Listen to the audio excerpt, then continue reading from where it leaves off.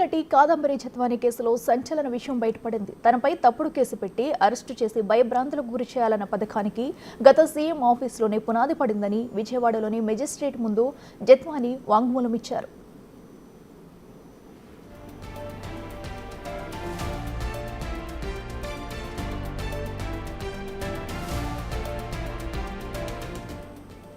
Kanti Rana Vishal గున్నీలను intelligence officer Sitaramanjaneyulu CMO ఆఫీస్కు రావాలని జనవరి 31న పిలిపించినట్లు జత్వాని తెలిపారు.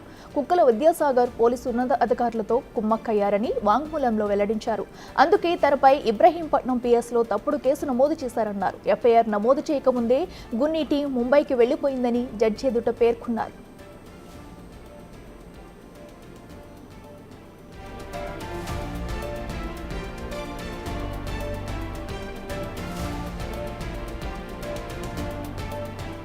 పారిశ్రామికవేత్తపై తాను పెట్టిన అత్యాచారం కేసును వెనక్కి తీసుకోవాలనే ఒత్తిడితోనే ఇబ్రహీంపట్నం స్టేషన్లో కేసు నమోదు చేశారని జత్వాని తెలిపారు.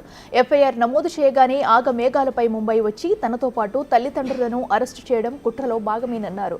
పోలీస్ కస్టడీలో అర్ధరాత్రి 12 వరకు మగ పోలీసు అధికారులే ప్రశ్నించారని తెలిపారు. ఏసీపీ హనుమంతరావు, ఇన్స్పెక్టర్ కాశీ విశ్వనాథన్ను విచారించారు. ముంబై కేసును వెనక్కి తీసుకోవాలని బెదిరించారన్నారు.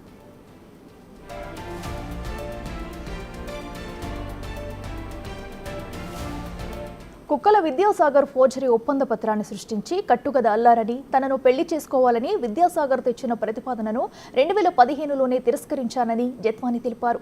దీన్ని మనసులో పెట్టుకుని కుట్రకు పాల్పడ్డారన్నారు. జనవరి 31 నుంచే తన ఫోన్ను ట్రాకింగ్లో పెట్టి తన ప్రతి కదలికలను తెలుసుకునేవారని పేర్కొన్నారు. తన డ్రైవర్ను బంధువుగా చూపించి అతనికి అరెస్టు సమాచారం చేరవేసినట్లు రిమాండ్ రిపోర్టులో చూపించారు.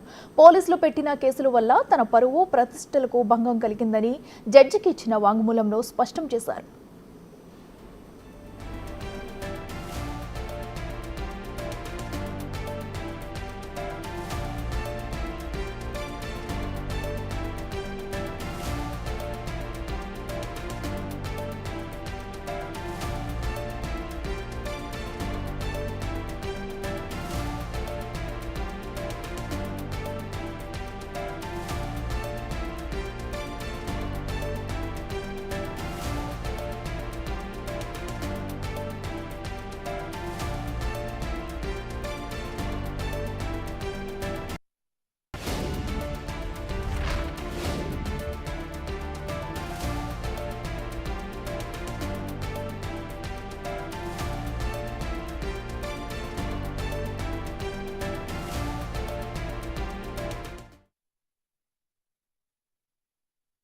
ప్రతినిధి శివ లైవ్ లో అందిస్తారు.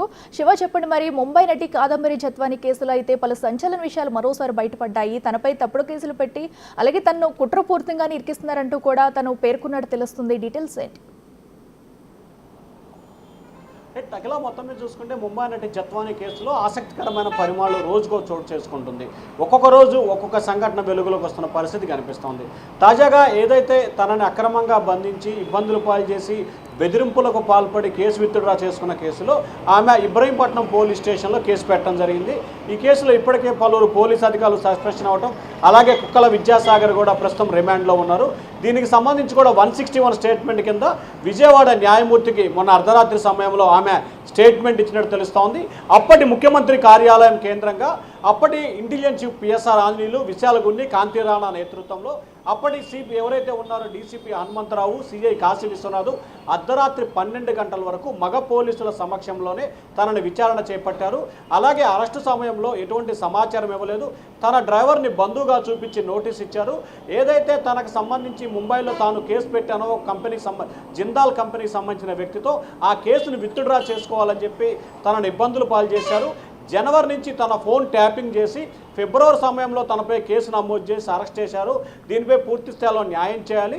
అలాగే మహిళ ఉండి తనను తన కుటుంబ సభ్యులను చిత్రహింసలు పెట్టి విజయవాడ అర్ధరాత్రి పూట తీసుకొచ్చి మరి ఆగమేఘాల మీద తీసుకొచ్చి ఇబ్బందులు పాలు చేశారు. వీరిపై చర్యలు తీసుకోవాలని చెప్పి తాను ఇప్పటికే పోలీసులకు ఫిర్యాదు చేశాను. దానిలో భాగంగానే మీకు కూడా ఈరోజు వాంగ్మూలం ఇవ్వడం జరుగుతుందని చెప్పి కూడా న్యాయమూర్తి ఎదురైతే జత్వాని తన వాంగ్మూలాన్ని ఇచ్చారు. అయితే ఈ కేసులో అనేకమైన ఆసక్తికరమైన అంశాలు వెలుగులోకి రావడం జరిగింది.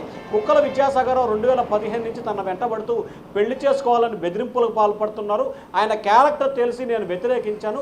అప్పటి నుంచే తనను ఇబ్బందులు పాలు చేస్తూ తన కదలికలను చేస్తూ తనని టార్గెట్ చేస్తూ రాజకీయాలు చేస్తూ ఆంధ్రప్రదేశ్లో అప్పటి ప్రభుత్వాన్ని అడ్డు పెట్టుకొని తనపై తప్పుడు కేసులు పెట్టి తనని తల్లిదండ్రుల్ని తన సోదరుని అక్రమ కేసులో పెట్టి ఇబ్బందులు పాలు చేశారని చెప్పి కూడా ఆమె న్యాయమూర్తికి అయితే వాంగ్మూలం ఇచ్చిన పరిస్థితి కనిపిస్తూ ఉంది. అఖిల మొత్తం మీద చూసుకుంటే ఈ కేసుకు సంబంధించి అప్పటి ప్రభుత్వ ప్రధాన సలహాదారుడు ఎవరైతే ఉన్నారో ఆయన నేతృత్వంలో intelligence chief PSR Anjaneyulu, Vijayawada CP Rana, అలాగే విజయవాడ డీసీపీ విశాల్ గున్ని, అప్పటి డీసీపీకి సంబంధించి సిఐ విశ్వనాథ్, హనుమంతరావు డిఎస్పీ నేతృత్వంలో ఈ వ్యవహారం అంతా కూడా జరిగిందనేది ఆమె ప్రధానమైన ఆరోపణ చేస్తూ ఉంది. అలాగే మహిళనని కూడా చూడకుండా మగ పోలీసుల అధికారులు విచారణ చేసి అర్ధరాత్రి వరకు తనతో నుండి తనను ఇబ్బందులు పాలు చేశారని చెప్పి ఆమె వాంగ్మూలం ఇచ్చినట్లు కూడా తెలుస్తూ ఉంది. అఖిల అయితే శివ, మరి గత ప్రభుత్వ సీఎం ఆఫీస్లోనే తనపై కుట్ర జరిగేందుకు కూడా ప్లాన్స్ వేశారన్నట్టు కూడా జత్వాని అయితే చెప్పడం జరుగుతుంది ప్రస్తుతం వాంగ్మూలంలో. అయితే మరి అప్పుడు అధికారులు ఎవరైతే ఉన్నారో సో దీనికి సంబంధించిన వారిని అందరినీ ఇప్పుడు విచారించే అవకాశం ఉందంటారు? అంటే ఖచ్చితంగా అప్పటి ముఖ్యమంత్రి కార్యాలయం, అప్పటి ముఖ్యమంత్రి జగన్మోహన్ రెడ్డి ఆయన క్యాంపు కార్యాలయం తాడేపల్లి కేంద్రంగానే ఈ వ్యవహారం అంతా జరిగిందనేది కొంతకాలంగా జరుగుతున్న పరిణామం. తాజాగా ఇదే అంశానికి సంబంధించి నటి జత్వాని న్యాయమూర్తి కూడా ఇదే వాంగ్మూలం ఇచ్చారు.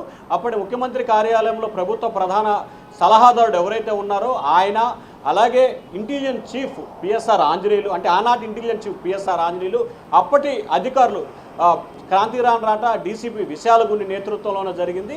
వీరంతా కూడా తనను ఇబ్బందులు పాలు చేశారు, వీరిపై చర్యలు తీసుకోవాలనేది ఆమె ప్రధానంగా చెప్తున్న ఆరోపణ. అయితే ఇప్పటికే విశాల్ గున్ని, పిఎస్ఆర్ ఆంజనేయులు, కాంతి రాణా టానా, అలాగే హనుమంతరావులపై ఇప్పుడే పోలీసు అధికారులపై సస్పెన్షన్ వేయడం జరిగింది. వారు ఇప్పటికే ముందస్తు బెయిల్ పిటిషన్ కోరుతూ కూడా హైకోర్టులో ముందస్తు బెయిల్ వేశారు. దానిపై కూడా విచారణ కొనసాగుతూ ఉంది. సో దీనికి సంబంధించి కూడా ఒకవైపు జరుగుతుంది, మరొక వైపు వీరిని అరెస్ట్ చేసి విచారిస్తే వీరు వెనక ఎవరున్నారు, పాత్రదారులు ఎవరు, సూత్రధారులు ఎవరైనా తెలిసే అవకాశం ఉందనేది కూడా ఆమె చెప్తున్న ఆరోపణ వాంగ్మూలంలో ఆమె చెప్పింది. సో దీని వెనక ఈ పోలీస్ అధికారులే కాకుండా పిఎస్ఆర్ ఆంజనేయుల కంటే పైన కొంతమంది కీలకమైన వ్యక్తులు అప్పటి ప్రభుత్వంలో ముఖ్యమంత్రి కార్యాలయం కేంద్రంగా పనిచేసిన సమయంలో కొంతమంది ఇంకా పెద్ద వ్యక్తులు ఉన్నారు. వారి పాత్రపై కూడా విచారణ చేయాలనేది ఆమె న్యాయమూర్తికి ఇచ్చిన వాంగ్మూలం తెలిపినట్టు తెలుస్తూ ఉంది. అఖిల రైట్ శివ, థ్యాంక్ యూ.